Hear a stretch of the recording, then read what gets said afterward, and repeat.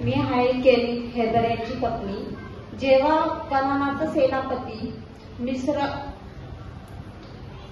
सेनापती सीसर माझ्या घरी पळून आला, तेव्हा मी त्याच्या कानशिलात मेघ ठोकली होती आणि त्याचा मृत्यू झाला। ओळखा पाहू मी कोण?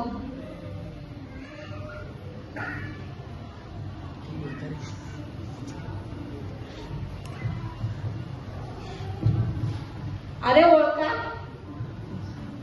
नवीन कराराचे, जुना कराराचे। पुन्हा एकदा सांगू का?